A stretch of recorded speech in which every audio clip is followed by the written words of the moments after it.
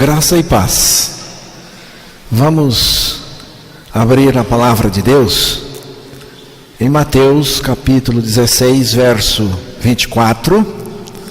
Vamos ouvir a leitura da palavra. Então disse Jesus aos seus discípulos: se alguém quer vir após mim, a si mesmo se negue, tome a sua cruz e siga-me. Que Deus revele esta cruz de Cristo dentro de nós, a nossa crucificação com Ele nesta noite. Estamos vivendo uma época onde quase tudo visa a valorização e exaltação do ser humano. E o cristianismo pós-moderno tem seguido essa mesma tendência. Considere a apresentação típica do Evangelho que se faz em nossos dias. Aceite Jesus. Convide Jesus para entrar em sua vida. Tome uma decisão ao lado de Cristo. Se aceitar Jesus, você vai ter sucesso, prosperidade material, projeção e relevância neste mundo. Você merece. Confie em si mesmo. Mas a proposta de Jesus é outra, bem diferente. Se alguém quiser vir após mim, renuncie-se a si mesmo, tome a sua cruz e siga-me. Esta é a proposta de Jesus. Se alguém quiser vir após mim, renuncie-se a si mesmo, tome sobre si a sua cruz e siga-me. Jesus não disse, aceite a si mesmo. Jesus exige, renuncie-se a si mesmo. Jesus exige, renuncie-se a si mesmo. Renunciar a si mesmo não tem nada a ver com o que a religião impõe para ser renunciado. Renunciar a si mesmo é renunciar a mim mesmo. O si mesmo que Jesus se refere tem a ver com a vida pecadora que herdamos de Adão. Tem a ver com o eu pecaminoso, perverso e egoísta. E a renúncia do si mesmo passa necessariamente pela morte com Cristo na cruz. Estou crucificado com Cristo e vivo, não mais eu, mas Cristo vive em mim. Sem a crucificação com Cristo não há renúncia verdadeira do si mesmo. O único lugar onde podemos renunciar a nós mesmos é a cruz de Cristo. Cruz é morte. A morte de Jesus e a nossa morte em Jesus. De acordo com a palavra de Deus, o único remédio capaz de curar o ser humano de si mesmo é a nossa morte com Cristo na cruz. Não tem outra. Não tem outra saída. O único remédio capaz de curar o ser humano de si mesmo é a sua morte com Cristo na cruz. Tem que morrer. É o que diz a palavra de Deus. Sem a morte com Cristo na cruz, não há renúncia verdadeira. Cristo nos colocou na sua experiência de crucificação e com ele morremos. Depois disso, Deus nos ressuscitou com Cristo e a partir da nossa ressurreição com Cristo, Ele vive em nós, a sua vida é ressurreta, justa e santa. Renuncie a sua vida pecadora já, e renuncie crendo a sua morte e ressurreição em Cristo. A sua morte com Cristo na cruz é a sua renúncia de si mesmo. Creia, só temos que crer. Crer e seguir Jesus, livre de si mesmo, livre do pecado e sem os pesos da religião dissimulada e inútil. Qual é o perfil da Igreja de Cristo neste mundo?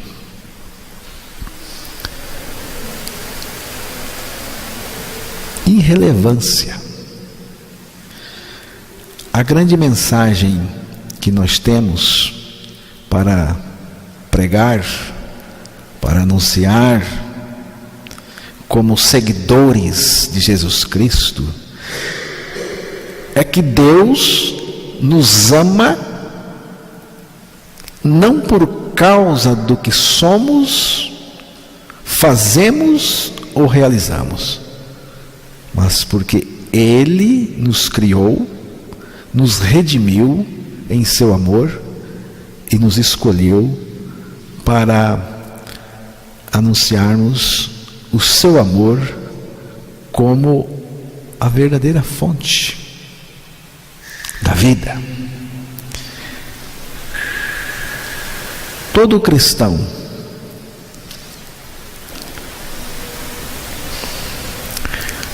tudo o que somos, irmãos, nós somos pela graça e somos em Cristo. A nossa relevância não está na nossa importância, no que fazemos, realizamos, mas está no fato de que nós somos amados por Deus. Deus nos amou. A nossa significância está nessa relação que temos com Deus. A graça desfez o que éramos e nos tornou no que somos em Cristo. E o que somos em Cristo? Somos novas criaturas. E o que somos em Cristo somos pela graça de Deus. A primeira tentação de Jesus no deserto era para ele ser relevante. Esta é uma tentação muito forte. O ser humano, ele quer ser importante, quer ser relevante. E a igreja envolvida com esse cristianismo corrupto, imitador do mundo, ele também tem a tendência de ser relevante. Então, como eu disse para os irmãos, que uma das características da Igreja de Cristo neste mundo é a irrelevância. Irrelevância é uma posição que ninguém gosta, é um lugar que ninguém quer frequentar, ninguém quer ser irrelevante. Mas a primeira tentação de Jesus no deserto foi uma tentação para que Jesus Cristo fosse relevante, importante, de uma maneira errada. E eu acho as tentações de Jesus Cristo no deserto. E quando se diz deserto, não é nem um Saara, era um lugar isolado, e Jesus ficou lá uma temporada de 40 dias, e ele só foi tentado pelo diabo no final da sua temporada no deserto, no finalzinho, diz a palavra, quando o diabo se aproximou para tentá-lo. Eu considero aquelas tentações que Jesus sofreu no deserto importantes para nós. Por quê? Porque são as mesmas tentações que o diabo usa para tentar a igreja de Cristo durante toda a história. E a maneira de vencer é a mesma pela qual Jesus Cristo venceu. Então, devemos prestar bem atenção naquelas tentações. Você pode meditar nelas em casa. Mateus capítulo 4, o verso 3.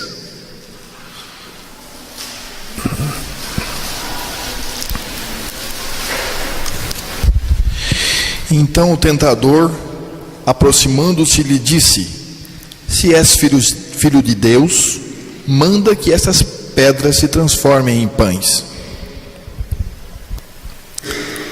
E chegando-se a ele, o tentador disse: se tu és o Filho de Deus, manda que estas pedras se tornem em pães. Manda. O diabo gosta de mandar. Manda que estas pedras se tornem em pães.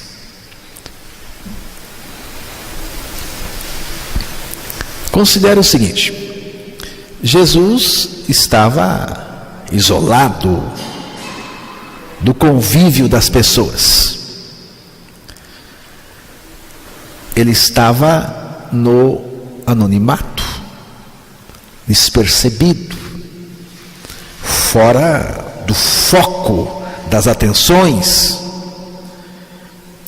com fome,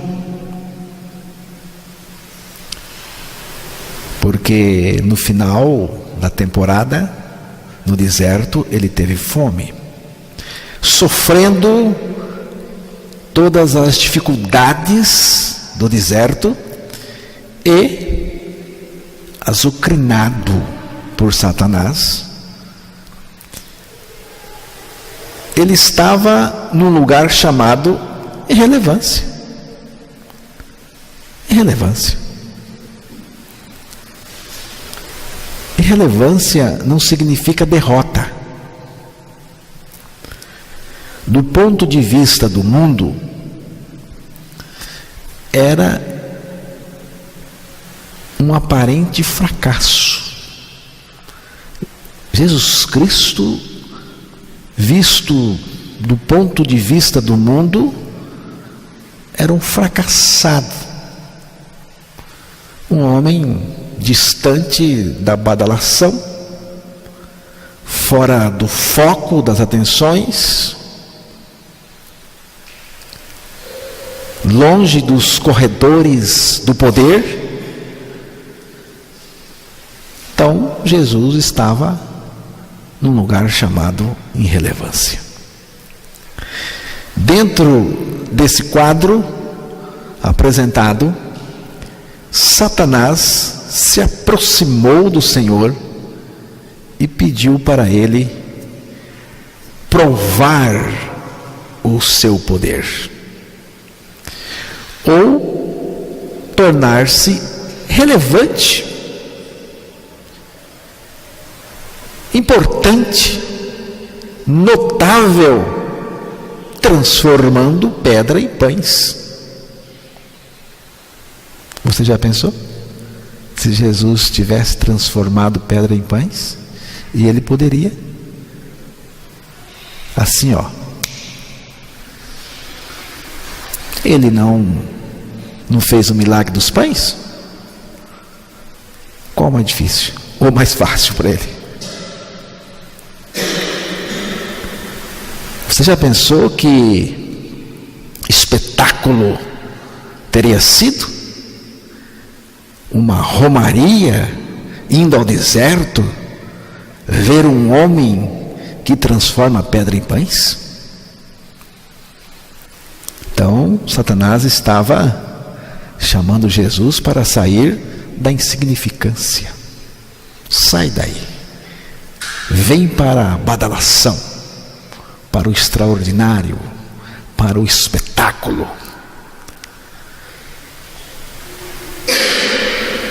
E esta é uma tentação muito forte. O cristianismo pós-moderno aceitou a proposta de Satanás. Ele quer ser importante, relevante. Os crentes pós-modernos não estão felizes, contentes apenas com a atenção de Deus. Ele quer ter a atenção da sociedade, do político, do prefeito, de gente importante. Ele quer ter atenção. Eu preciso ser percebido, notado. Mas nós não precisamos disso. Nós já temos a atenção de Deus. Basta. Estou contente apenas com a presença de Jesus, com a atenção de Jesus. Mateus 4, verso 4, está aí a resposta de Jesus a Satanás. Jesus, porém, respondeu: está escrito, não só de pão viverá o homem, mas de toda a palavra que procede da boca de Deus. Ele, porém, respondendo, disse: está escrito, nem só de pão viverá o homem, mas de toda a palavra que sai da boca de Deus. Isto sim é fantástico. Jesus se apegou não à proposta fascinante de Satanás, ele se apegou à sua missão de anunciar apenas a palavra de Deus. E está nisto, irmãos, o nosso significado diante de Deus. O nosso significado diante de Deus está nesta palavra que sai da boca de Deus, nesse anúncio que fazemos do Evangelho, da palavra. Temos que nos apegar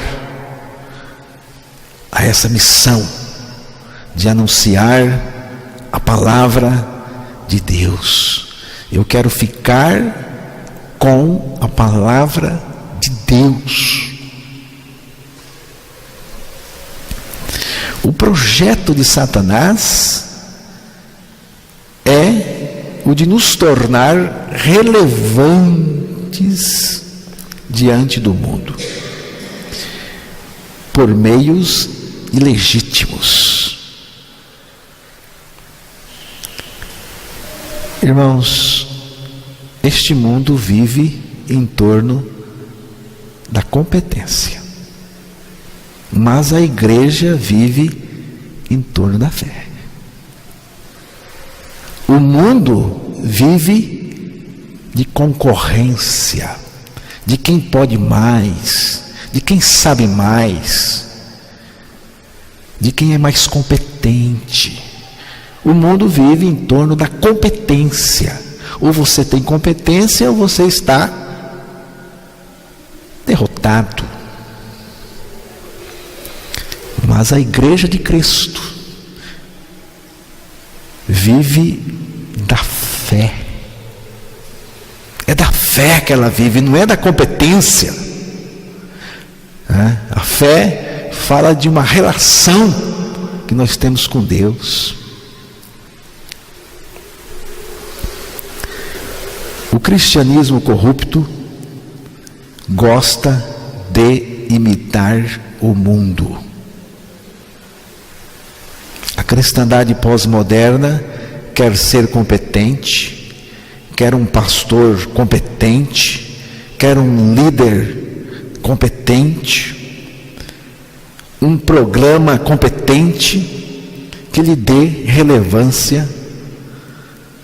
Caso contrário, ninguém quer. A tentação é grande. A cristandade afastada de Cristo começa a fazer coisas extraordinárias para ser relevante. O que nós temos que fazer para sermos notados pela sociedade? O que nós temos que fazer para que a sociedade se empolgue com a gente? E aí, o cristianismo corrupto, contaminado com essa ideia, cai bonitinho.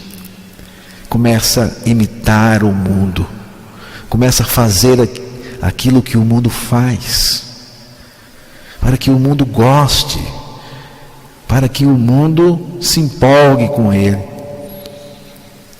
É uma forma de dizer: olhe para nós, somos relevantes, importantes, competentes, como o mundo é. É assim que você quer ser?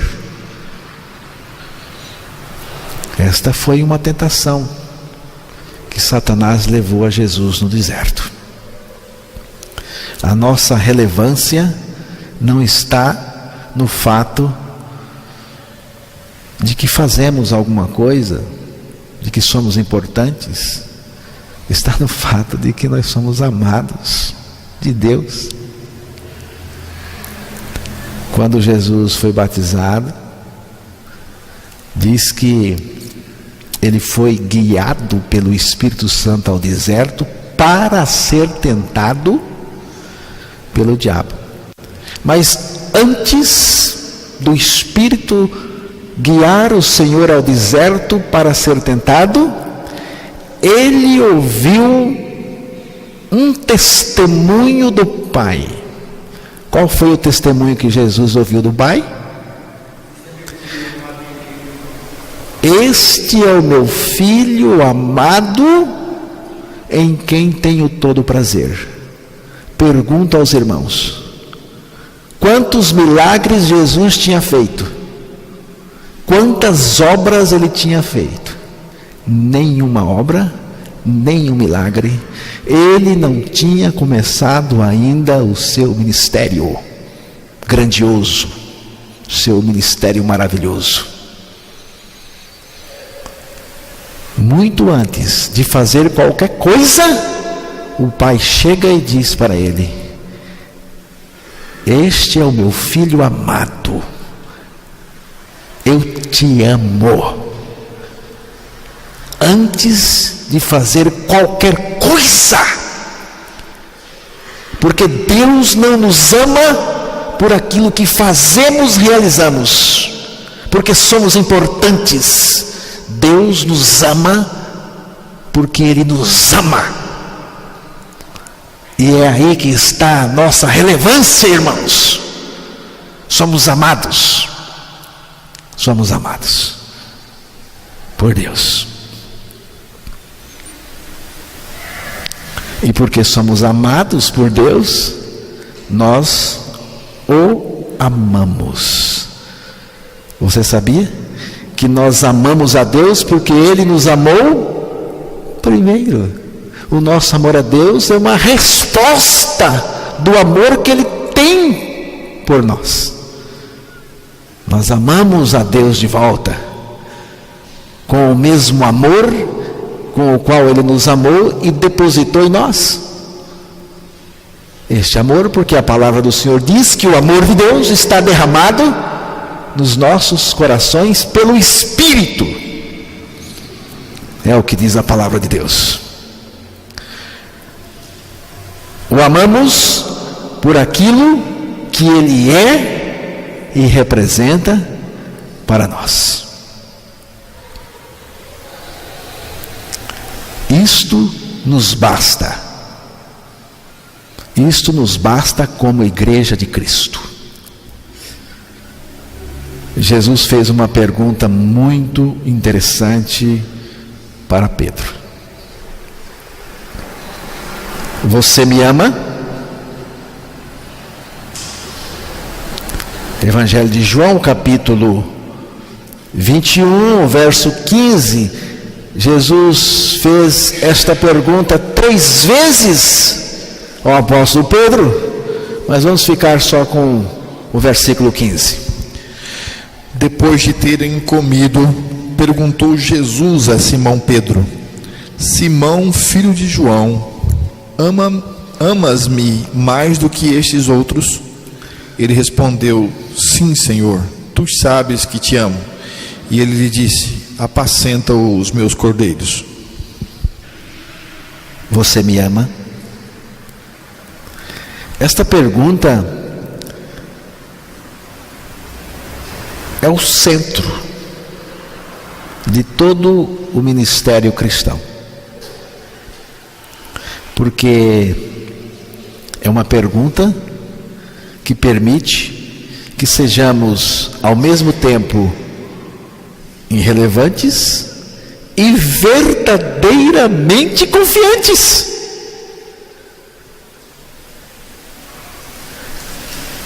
A pergunta de Jesus a Pedro não foi: quantas pessoas o levam a sério? Quanto você consegue realizar?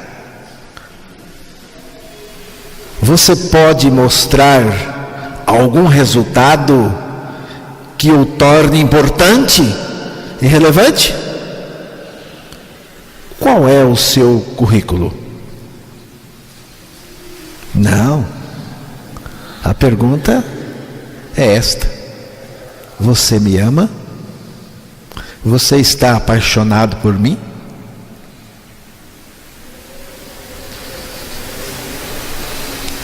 Você ama Jesus?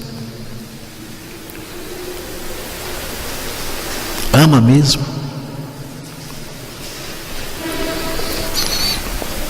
A segunda tentação sofrida por Jesus no deserto foi para sair do singelo para o espetacular. Ninguém gosta de singeleza. Lógico que tem gente que gosta, né? Mas a maioria não gosta de singeleza. Gosta de sofisticação. Gosta de espetáculo. Se aqui estivesse um espetáculo, tinha mais gente. Tinha mais gente. Os irmãos acham que não daria para encher isso aqui? Eu digo para os irmãos que daria. Só a gente fazer espetáculo. Fazer uns cursos, aprender.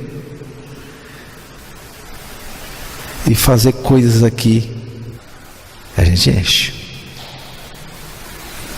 Agora, se for para ficar só no singelo, só no evangelho, é isso que vocês estão vendo. Só que quem vir, virá por causa de Jesus Cristo e pela graça, e tem tudo para ser regenerado. Então, irmãos, Mateus capítulo 4, versos 5 a 7, nós já estamos terminando, você lê bem rapidinho aí.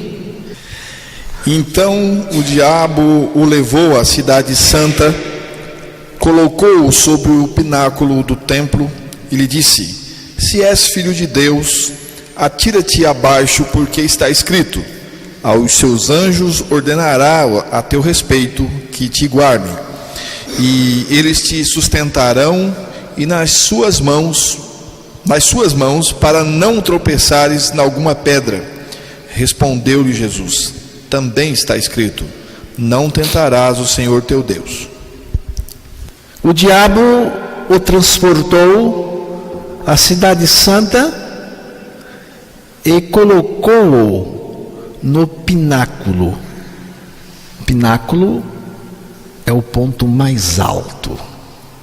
Deixou ele lá em cima, porque o diabo gosta de elevar as pessoas, colocar lá em cima, mexer com o ego da pessoa.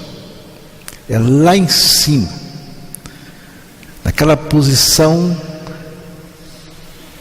exibida, exaltada, lá em cima. Como que político gosta, hein?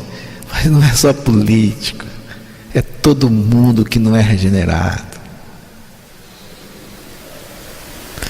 Estava numa palestra sábado da escola que participo, e o major que estava dando a palestra fez uma citação de um estudioso falando sobre comportamento de pessoas.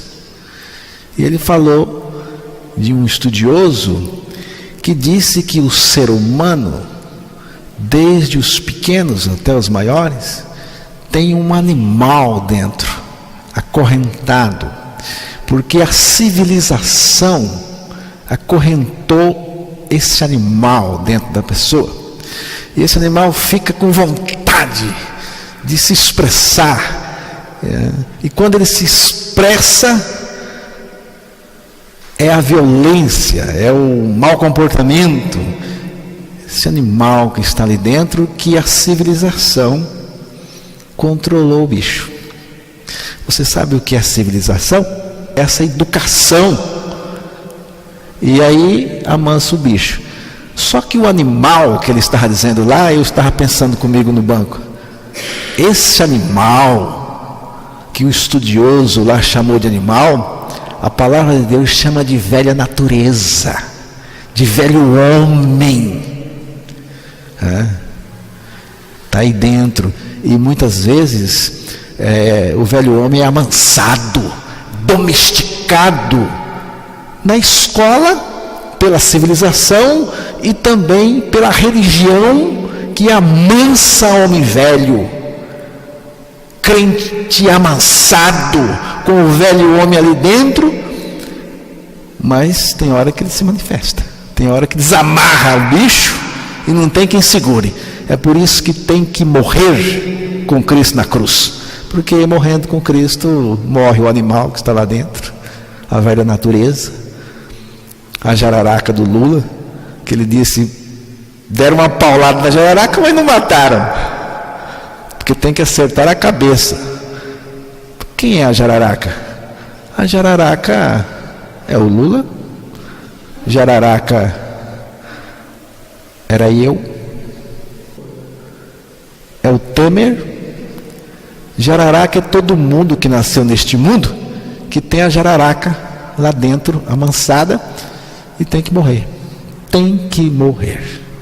Porque se não morrer, e tem que ser na cruz, no corpo de Cristo, tem que ser destruída a velha natureza lá, para que na ressurreição a gente ganhe uma nova natureza, a natureza de Cristo, a vida de Cristo em nós. Então, irmãos, o diabo transportou Jesus à cidade santa, colocou lá no pináculo, nessa posição aonde fica em evidência, fica notável. E aí, irmão Vavá, o que o diabo falou para Jesus? Pula daí, pula, que os teus anjos vão te pegar, não vai acontecer nada com você.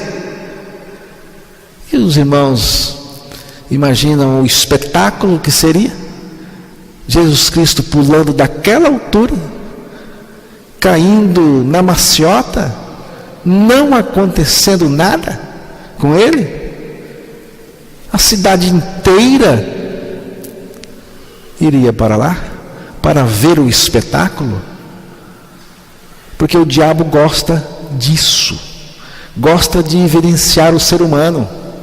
E a igreja pós-moderna já caiu na tentação. É uma igreja espetaculosa, é uma igreja que gosta de espetáculo, que gosta de ser vista. Basta olhar para a televisão, vejam na televisão como são esses pregadores espetaculosos. Teria sido um espetáculo fabuloso. Todas as atenções estariam voltadas para o espetáculo. Jesus recusou ser super-homem. Ele não veio para se mostrar, para se exibir, e nem para fazer coisas espetaculosas, para atrair a atenção das pessoas. A igreja de Cristo não é espetaculosa. A igreja de Cristo é singela. Ela tem singeleza de coração. E a terceira tentação sofrida por Jesus foi na área do poder, versículo 8 a 10. Levou ainda o diabo a um monte muito alto, mostrou-lhe todos os reinos do mundo e a glória deles, e lhe disse: tudo isto te darei, se prostrado me adorares. Então Jesus lhe ordenou: retira-te, Satanás, porque está escrito: ao Senhor teu Deus adorarás, e só a ele darás culto. Novamente o diabo o transportou a um monte muito alto. Veja, os irmãos, como que o diabo gosta de montes altos, lugares altos, notáveis. Dali ele mostrou a Jesus os reinos do mundo com todo o seu brilho e grandeza. E disse-lhe: tudo isto te darei, se prostrado me adorares. Agora você percebe quanto vale um gesto de adoração. Satanás pediu um gesto de adoração, um momento em que Jesus de joelho diante dele, mesmo que fosse um minuto. Porque a adoração tem valor. E a adoração tem dono. E o dono da adoração é Deus. Só Ele é o dono da minha adoração. Só Ele pertence à adoração.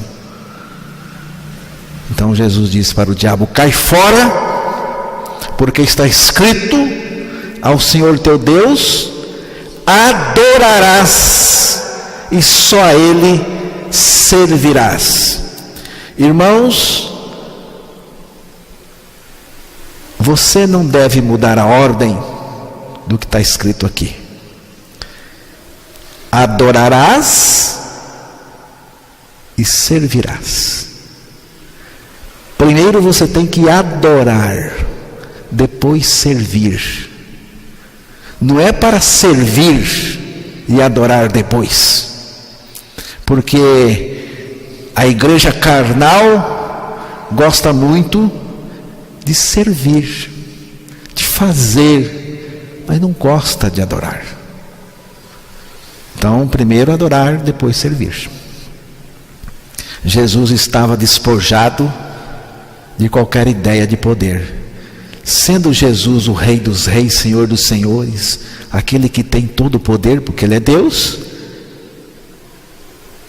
ao mesmo tempo Ele era despojado de qualquer ideia de poder neste mundo. Irmãos, como que as pessoas gostam de poder? Como que as pessoas gostam de poder? Desde aquelas grandes modelos desfilando nas passarelas, ganhando milhões, exibindo ungido ali com poder, até a menininha da escola, de chinelinho, desfilando na frente de uma brincadeira para desfilar. É o mesmo sentimento, irmãos. É o mesmo sentimento. Está ali dentro, só uma questão de dimensão. Você dá um cargozinho para uma pessoa, já está despontando o poder lá dentro dele. A igreja de Cristo é despojada dessa ideia de grandeza. Essa ideia de grandeza é uma das razões porque a cruz de Cristo não está sendo mais anunciada ao mundo. A minha graça te basta, disse Jesus. O meu poder se aperfeiçoa na fraqueza. Se você não é fraco, não vai ver a perfeição do poder de Deus operando em você. É a vida de Cristo em nós. É o Senhor habitando em nós. A igreja de Cristo também tem a característica da comunhão. Ela gosta da comunhão, porque ela foi chamada para a comunhão. A igreja foi chamada para a comunhão com Deus, com o Filho de Deus. Comunhão não esporádica, nem limitada por um horário, mas contínua, porque tem a ver com a presença de Cristo em nós. Na comunhão há crescimento no amor. Você quer crescer no amor? Você precisa ter comunhão. Comunhão. Relacionamento. Quanto mais comunhão você tem com uma pessoa, mais você vai considerá-la. Precisamos crescer na graça e no conhecimento do nosso Senhor Jesus Cristo. Amém, irmãos?